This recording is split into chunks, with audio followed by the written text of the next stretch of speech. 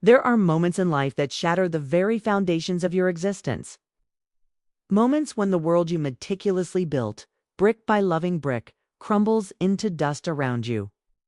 These are the crucibles of the soul, where the raw, unvarnished truth of betrayal burns away all illusions, leaving behind only the stark reality of what was lost and the terrifying, exhilarating blank canvas of what could be.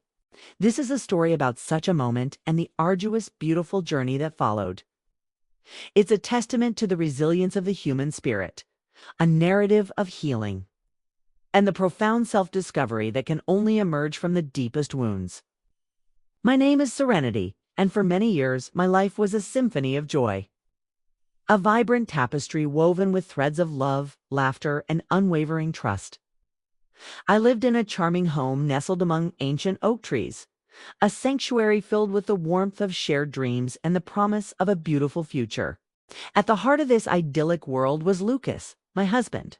He was the anchor of my soul, the steady hand that guided me, and the light that illuminated my every day. Our love story wasn't one of dramatic highs and lows, but rather a comforting, enduring flame that burned brightly and consistently. We had built a life together that felt both effortless and extraordinary.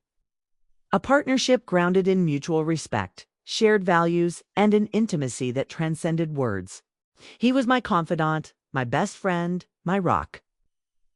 Every morning, the scent of his coffee brewing would pull me from sleep. And every evening, his arms around me made the world feel safe and complete.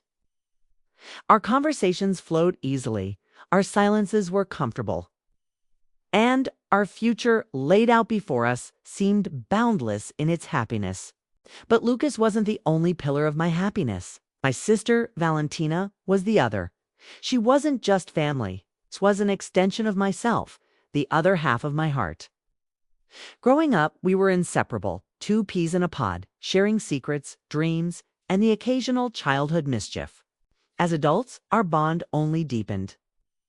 She was the first person I called with good news, the shoulder I cried on during bad times, and the one who knew my deepest fears and wildest aspirations without me even having to articulate them. Valentina was a free spirit, her laughter infectious, her energy boundless.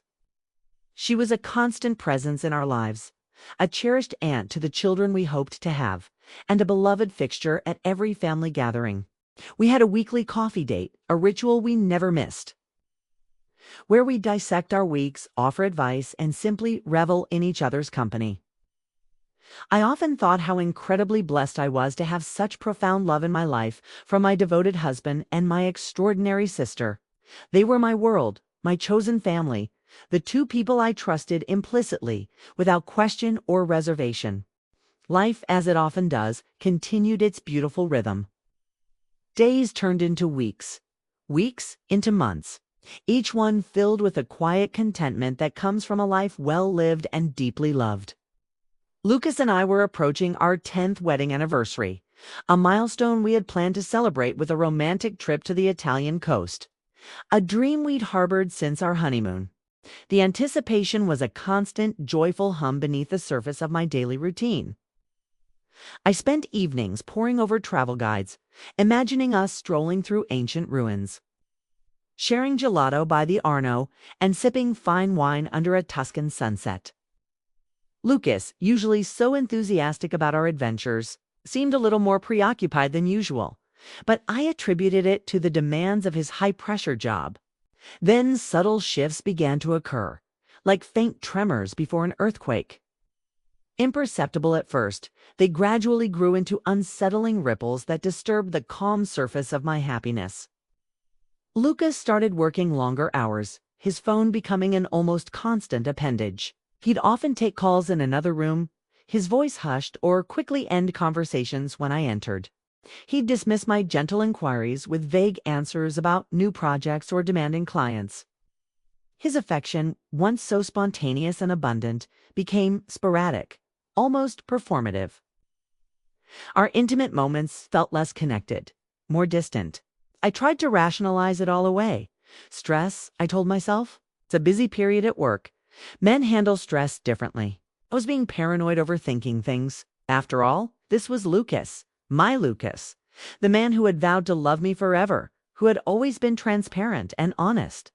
My mind wrestled with the whispers of doubt, trying desperately to silence them, to cling to the certainty of our love. I convinced myself that my imagination was simply running wild, fueled by the anxieties of everyday life. But the unease persisted, a dull ache in my gut that refused to be ignored. It wasn't just Lucas. Valentina, too, seemed subtly different. Our coffee dates, once so effortless, began to feel strained. She seemed distracted, her eyes darting away when I spoke of Lucas or our upcoming anniversary trip. Sometimes a fleeting shadow would cross her face, a flicker of something I couldn't quite decipher. Guilt? Sadness? I'd ask if everything was all right, if she had something on her mind. But she'd always brush it off with a forced smile and a quick change of subject. It's just work stuff. You know how it is, she'd say. Or, oh, you wouldn't believe what happened with my neighbor. Anything to deflect. I remember one particular evening. Lucas was supposedly working late, and Valentina had called, suggesting we watch a movie at my place. As we settled onto the sofa, my phone buzzed with a message from Lucas. Just finished up, heading home now. Love you. A wave of relief washed over me. He was coming home. I smiled, showing Valentina the message. Her reaction, however, was not one of shared happiness. Her eyes widened almost imperceptibly, and then she quickly averted her gaze, her hand instinctively going to her mouth. "Oh, good," she mumbled. "I thought he'd be even later." It was a tiny thing, easily dismissed, but it lodged itself in my memory, a tiny, sharp shard of suspicion. The closer we got to our anniversary, the more pronounced the changes became. Lucas was increasingly secretive with his phone, even taking it to the bathroom. He started coming home smelling faintly of a perfume that wasn't mine, a sweet floral scent that would linger in the air. A phantom presence that haunted my senses. I asked him about it once, casually trying to keep my voice light. He mumbled something about a new cleaning product at the office, or a colleague who wore too much fragrance. His answers were always plausible, always just enough to quell my immediate questions. But they left a lingering residue of doubt.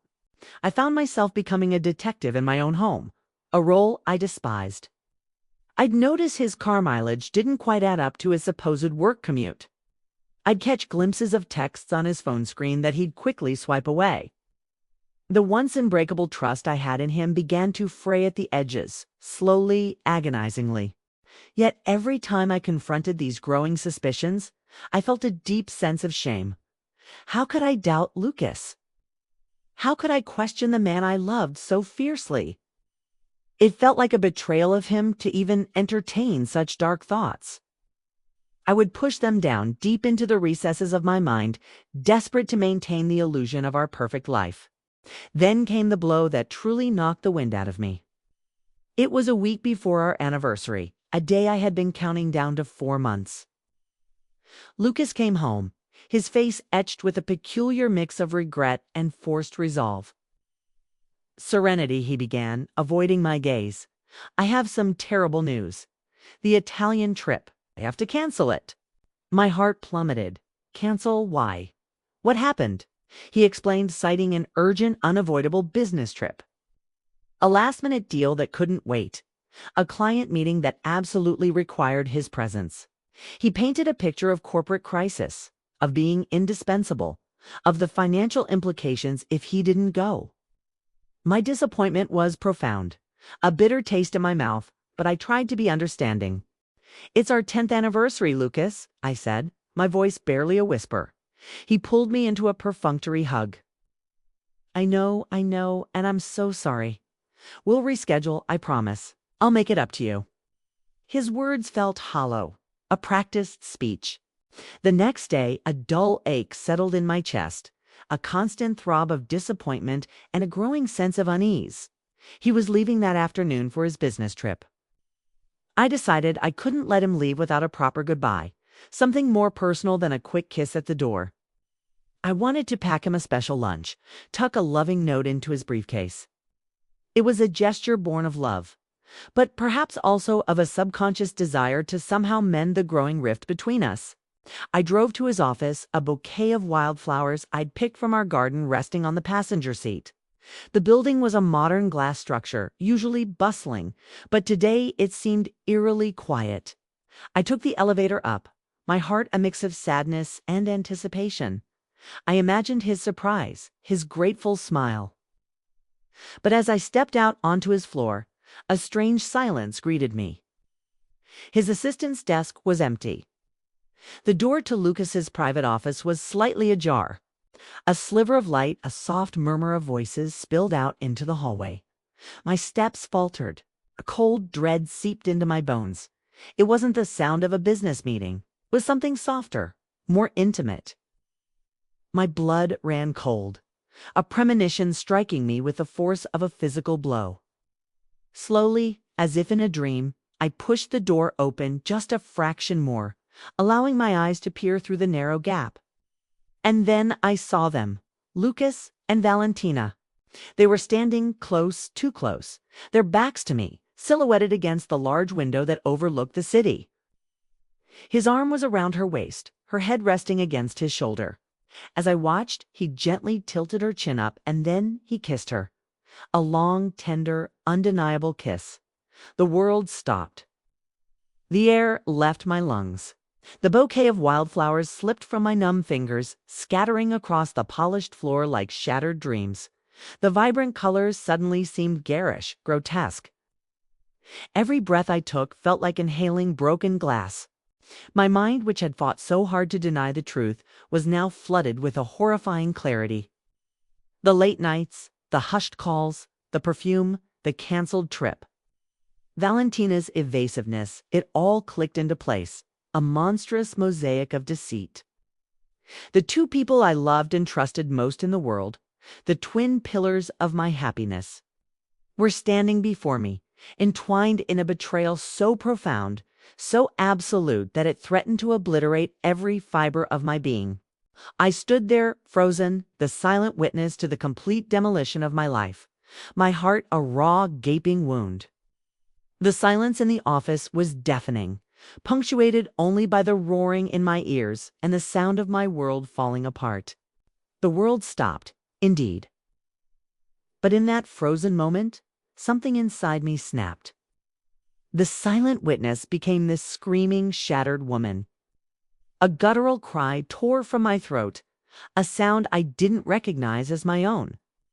A primal shriek of agony and disbelief that shattered the delicate silence of Lucas's office more effectively than any falling glass. They sprang apart as if struck by lightning, their heads whipping around, eyes wide with terror and guilt. Lucas's face, usually so composed, was a mask of horror. Valentina's, usually so warm and familiar, was contorted with a sickening blend of shame and fear. For a fleeting second, their expressions mirrored my own shattered state. "Serenity," Lucas gasped, his voice a strangled whisper. He took a step towards me, but I recoiled as if burned. The sight of him, his hand still half extended towards her. The lingering scent of her perfume, now an acrid stench in the air, filled me with a revulsion so profound it made my stomach churn. "Don't you dare!" I choked out, my voice raw, ragged. "Don't you dare come near me!" My gaze, burning with a fire I never knew I possessed, swept between them, lingering on Valentina. "How could you? Both of you? How could you do this?" Valentina's lower lip trembled. Tears welled in her eyes, but they were tears I could not pity. "Serenity, I'm so sorry." "Please, let me explain." "Explain." I scoffed, a bitter, hysterical laugh bubbling up. "Explain what, Valentina? Explain how you, my sister, the one I trusted with every secret, every dream, every vulnerability, could betray me with my husband. Explain how you could lie to my face, share my confidences, all while you were sharing my bed, my life, my future." My voice rose with each word, shaking with the force of my outrage. "There is no explanation for this kind of treachery." Lucas, finding his voice, tried to interject. "Serenity, WASN single quotes T. It's complicated."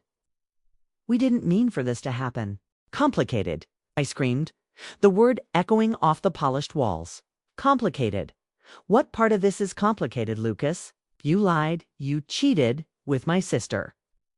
The woman who stood by my side on our wedding day, who held my hand through every challenge, who I loved like a part of my own soul. You both orchestrated a betrayal so vile, so complete, that it makes every moment we ever shared a lie. His shoulders slumped. The bravado, the excuses all seemed to drain out of him. He looked at the floor, unable to meet my gaze. I can't deny it, Serenity. It's true. Everything you're saying. We developed feelings. It started subtly, then it just escalated. His voice was low, filled with a pathetic remorse that only fueled my fury. Subtly, I repeated, my voice now dangerously quiet. The calm before a storm. You canceled our anniversary trip, Lucas. Our trip. The one we planned for months, citing work. And here you are, with her, in your office. Subtly, I pointed a trembling finger at Valentina. You knew how happy I was. You encouraged me. You listened to me rave about him, about our life. All while you were dismantling it from the inside out. Valentina finally broke down, sobbing uncontrollably. I know I'm a horrible person. I never meant to hurt you, Serenity. Swear. You did mean to hurt me, I countered. My voice devoid of emotion now, a chillingly steady tone that surprised even myself. Every lie, every secret glance, every stolen moment was a deliberate act of cruelty. You weren't thinking about me, you were thinking about yourselves. And now, you have to live with that. I turned my full attention back to Lucas. Get out, I said, my voice barely a whisper, but imbued with an absolute finality. Get out of our apartment. Get out of my life. I don't want to ever see you again. He looked up, his eyes pleading. Serenity, please, let's talk. We can fix this. There's nothing to fix, I stated, my gaze unwavering. Our life, Lucas, was a beautiful lie. And I am done living it. Pack your things today. I'll have the locks changed by tomorrow. Take what's yours and leave. And don't ever contact me again. The air was thick with unspoken words, with shattered dreams and broken trust. I didn't wait for his response. I turned and walked out of that office, past the scattered wildflowers, past the ghost of a life I thought I had, and into the elevator. I pressed the ground floor button, my hand shaking so violently I could barely aim. As the doors closed, I heard Lucas call my name, a desperate, fading cry. But I didn't look back. I couldn't. Looking back would mean acknowledging the devastation, and I was not ready to face it. Not yet. The next few days were a blur of agonizing pain and numb disbelief. I returned to an empty apartment, Lucas's presence already fading, a ghost of the man who had once filled every corner of my world. His belongings were gone by the end of the day, a silent testament to his departure, leaving behind only the echoing emptiness of betrayal. I didn't watch him leave. I couldn't bear to see his face again. But the emptiness was not just physical, it was a gaping chasm in my soul. Every object, every photograph, every memory in our home was tainted. The laughter we shared, the promises whispered, the dreams we built, all were now poisoned by the bitter taste of deceit. I felt like a stranger in my own life, navigating a landscape that had been utterly ravaged. The hardest part, perhaps, was confronting Valentina. The moment I had walked out of Lucas's office, I knew I had to face her directly, but the thought was a fresh stab of pain. I called her that evening, my voice cold and steady, a stark contrast to the earthquake raging within me. Don't pretend you don't know why I'm calling, I began, cutting off her choked attempts at an apology. I saw you, Valentina, with Lucas. I heard his confession. Her sobs intensified on the other end of the line. Serenity, please, just let me explain. It was a mistake. It's a terrible, horrible mistake.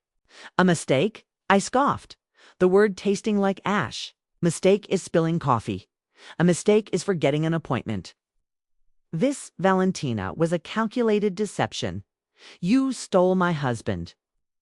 You stole my trust. You stole my sister. My voice cracked on the last word, the pain of losing her. The one person I thought was immutable, almost unbearable.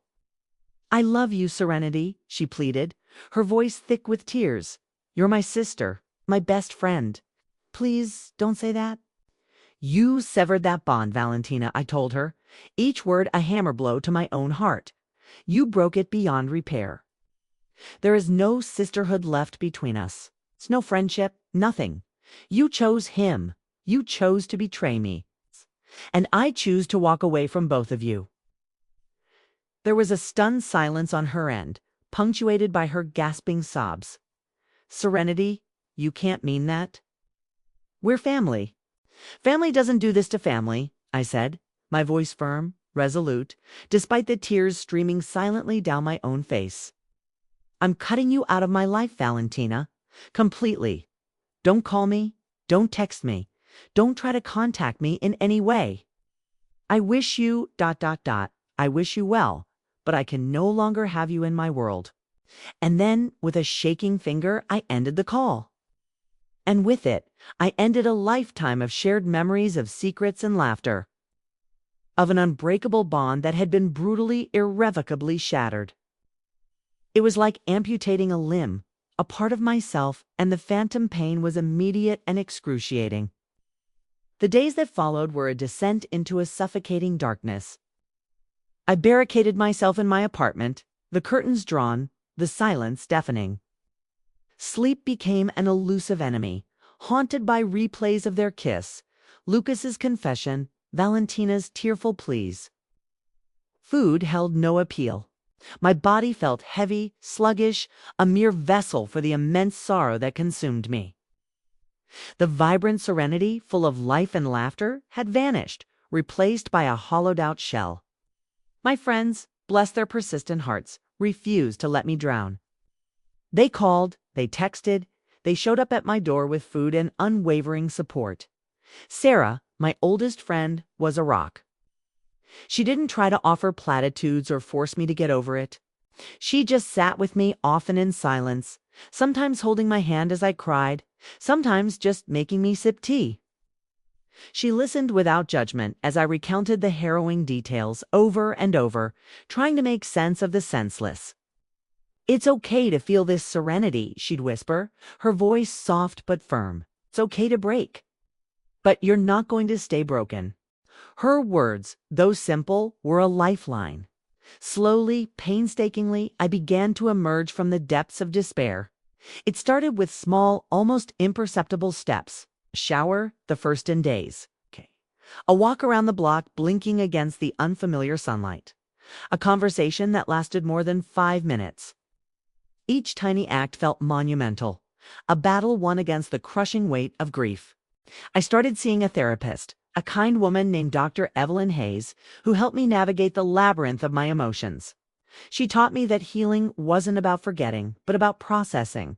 It was about acknowledging the pain, sitting with it, and slowly, gently learning to release it. She helped me understand that the betrayal wasn't a reflection of my worth, but a flaw in them. "You are not broken, Serenity," Dr. Hayes would say, her eyes warm and steady. "You are wounded, and wounds heal. But you have to let them breathe." I began to breathe.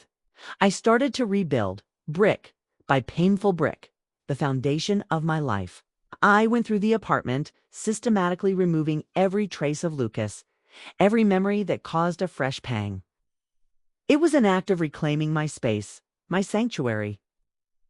I repainted walls, rearranged furniture, creating a new environment that felt solely mine, free from the ghosts of the past. In the quiet solitude of my healing, I rediscovered parts of myself I had neglected. My passion for art, which had taken a back seat to my relationship, began to resurface. I bought canvases, brushes, paints, and poured my raw emotions onto them. The vibrant colors I once loved now served as a conduit for the darkness within me, transforming it into something beautiful, something new. Abstract forms, swirling hues, jagged lines, each stroke was a release, a step towards clarity. I learned to trust myself again, a process that felt alien and frightening after such a profound breach of trust. I started listening to my intuition, the quiet whispers I had ignored before. I learned to set boundaries, to say no, to prioritize my own well-being. It was a slow, arduous journey, filled with setbacks and moments of crushing doubt. But with each passing day, I felt a flicker of strength return. The woman who had been obliterated in Lucas's office was slowly, painfully being reborn. I was not the same Serenity, and I never would be. But I was becoming someone new, someone stronger, someone who was learning to stand on her own 2 feet. The journey was far from over, but the darkest days were behind me, and a faint, hopeful light was beginning to pierce through the lingering shadows. I was beginning to find my way back to myself, one brushstroke, one deep breath, one small victory at a time. I was discovering that my strength lay not in avoiding pain, but in surviving it. And that in itself was a profound discovery. The faint, hopeful light that began to pierce through the lingering shadows grew stronger with each deliberate step I took. It wasn't a sudden, blinding illumination, but a gradual dawn, painting the landscape of my life with new, vibrant hues. My canvases became my sanctuary, my confession booth, my battleground, and ultimately, my triumph. Each stroke was a conversation with myself, a dialogue between the shattered fragments and the emerging whole. I painted the rage, the sorrow, the confusion, and slowly, painstakingly, the burgeoning hope. I discovered that art wasn't just a hobby. It was a language I spoke fluently, a part of my soul that had been dormant, waiting for the right moment to awaken. My apartment, once a painful reminder of a life lost, transformed into a vibrant studio, a testament to my resilience. The walls, once a sterile white, now pulsed with color, abstract expressions of my inner world. I didn't just paint. I sculpted, I sketched, I experimented with mixed media, allowing my hands to guide me to express what words often failed to capture. This creative outpouring wasn't just therapy. It was a redefinition of who Serenity was. I wasn't just Lucas's wife or Valentina's sister. I was an artist, a creator, a woman with a voice expressed in pigment and form. This identity, born from the ashes of betrayal, was fiercely mine, untainted by anyone else's perception. The journey of trusting myself again was perhaps the most challenging, yet the most rewarding aspect of my healing. It wasn't about trusting others. Not yet. It was about trusting my own judgment, my own instincts, the quiet wisdom within me that I had silenced for so long. I started small. I trusted myself to choose what I wanted for dinner, to decide which path to take on my morning walk, to say no to social invitations that felt draining. These seemingly minor acts were monumental steps in rebuilding my self-worth. I began to understand that the external betrayal, while devastating, had also highlighted an internal one. I had betrayed myself by ignoring the red flags, by prioritizing others' comfort over my own intuition. Never again. I sought professional help, a therapist who became a guiding light, helping me navigate the labyrinth of my emotions. She taught me about boundaries, about self-compassion, about processing trauma rather than burying it. She helped me understand that my grief was valid, my anger was a natural response, and my healing was a nonlinear path, filled with good days and bad. My friends, the true ones, remained my unwavering anchors. They listened without judgment, offered comfort without pity, and celebrated every small victory with genuine joy. They reminded me that I was loved, not for what I could offer, but for who I was. A profound truth that resonated deep within my recovering heart.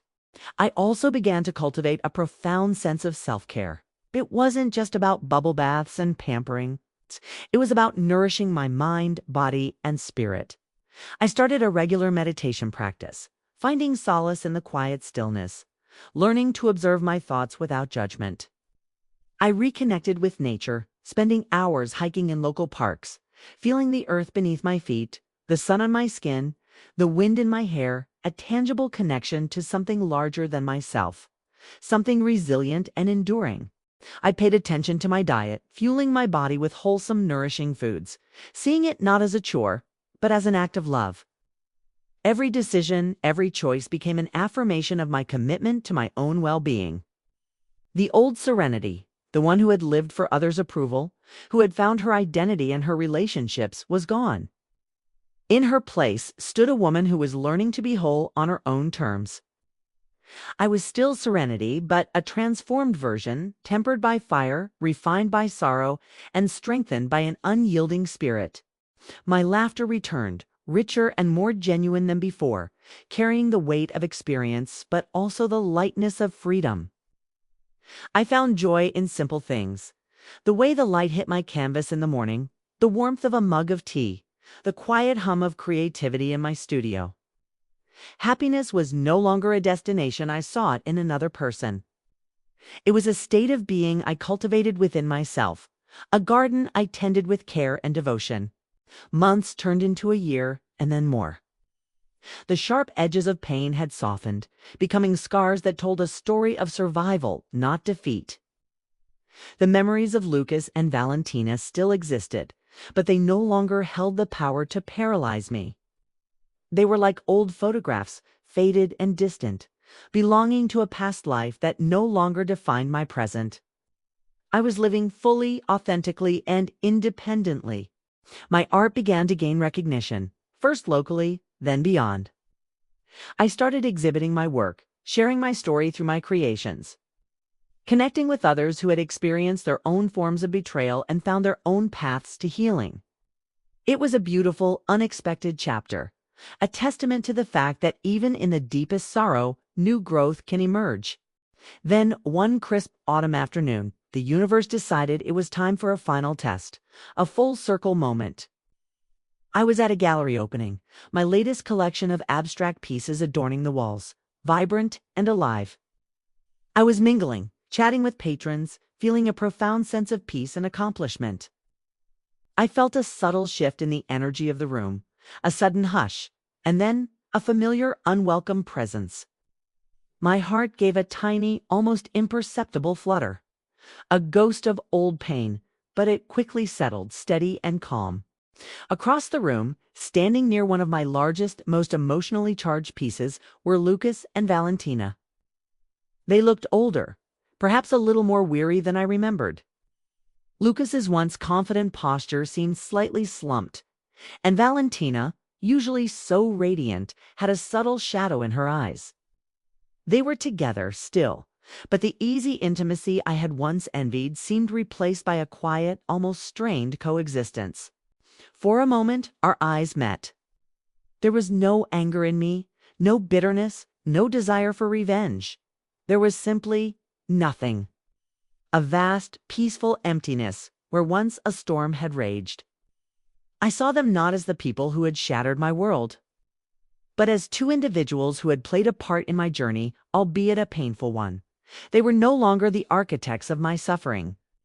They were merely characters in a story that had long since concluded for me. Lucas's gaze held a flicker of something I couldn't quite decipher. Perhaps surprise, regret, or even a touch of envy at the woman standing before him, radiating strength and self-possession. Valentina looked away first, her cheeks flushing slightly, a rare moment of discomfort from the woman who had always been so poised. I offered them a small, polite smile, the kind you give to a distant acquaintance, devoid of warmth or malice. It was an acknowledgement, not an invitation. I turned back to a collector who had been admiring one of my paintings, engaging in a conversation about the interplay of light and shadow, about finding beauty in fractured forms. My voice was steady, my laughter genuine. I didn't feel the need to hide, to flee, or to prove anything. Their presence was a fleeting ripple on the surface of my calm ocean, quickly dissipating without leaving a trace.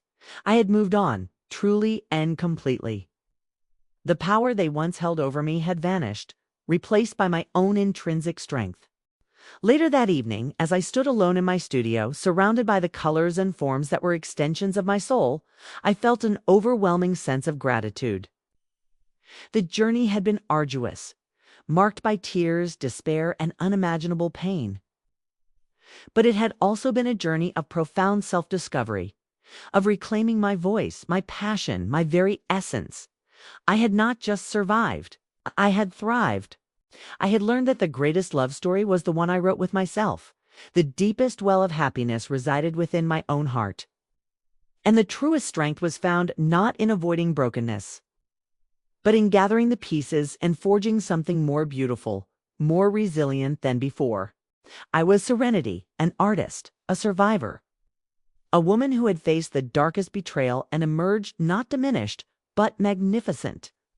My life was my masterpiece, still unfolding, still evolving, but now painted with the vibrant, undeniable colors of my own choosing. And that, I realized, was the most powerful, most inspiring story of all.